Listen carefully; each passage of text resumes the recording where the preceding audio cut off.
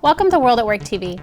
I'm Allison Avalos and I'm here with Kerry Chou, and we're starting a three-part series on salary surveys. Today we're starting with part one, Kerry. You know, we know salary surveys contain competitive salary data, but they're more than just that pay data, correct? Within a salary survey, we're getting all sorts of compensation-related information. So of course we're going to be getting pay data, rates of pay information on the jobs which are contained in the survey. But in addition to just the things like average or median pay levels, we're also getting variance pay levels. So information like, for example, what's being paid at the 75th percentile of the market, or what's being paid at the 25th percentile of the market. So these are rates of pay where, in the case of a 75th percentile, 75% are being paid at or below that amount. So this information, in addition to the averages or the medians, also provide us with information about the variance of rates of pay.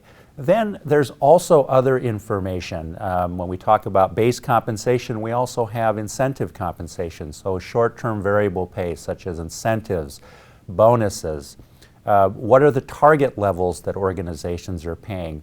What level of positions are eligible for these kinds of incentives? What is the actual payout? So we might look at targets. What would be paid if the company hits its objectives? And then what's actually paid, so we can get a sense for is there a difference between what's being targeted and what's actually being paid.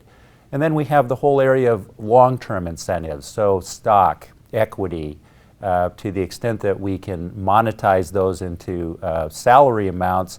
We can also look across positions at what's being paid. So salary surveys can really provide us with a whole broad-based picture of what an employee is receiving in terms of compensation, in addition to just the base pay. So it's a very robust set of data.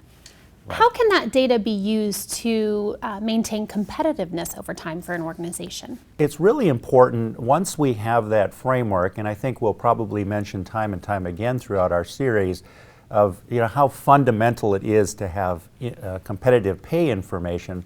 But once we have that, we're able to then say, okay, what are we paying currently for our jobs?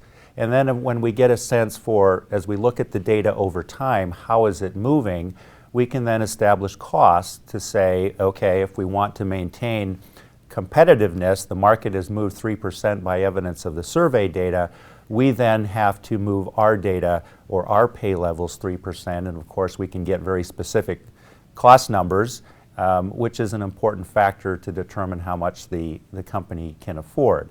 By the same token, if we want to adjust how much we're paying, let's say we currently are at median, we're paying at the average of the market, and we want to move up to the 55th or the 65th or 75th percentile of the market, we have that data as well. So if we want to make that strategic change, we can also determine, hey, we would also need to do, say, a 3% just to keep up with market. Then we would need to provide an additional amount in order to maintain competitiveness. So it's really a fundamental bedrock of salary information and data that we have in order to maintain competitiveness.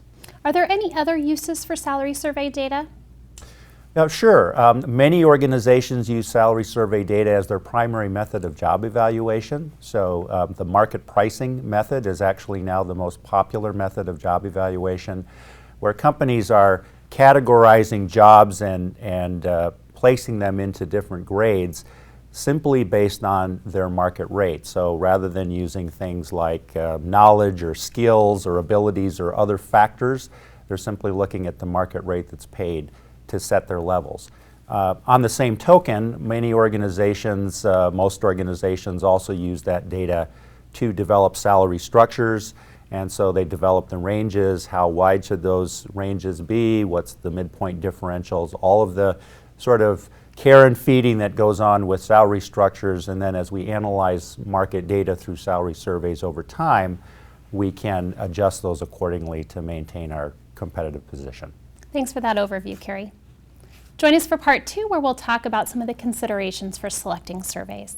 For World at Work TV, I'm Allison Avalos.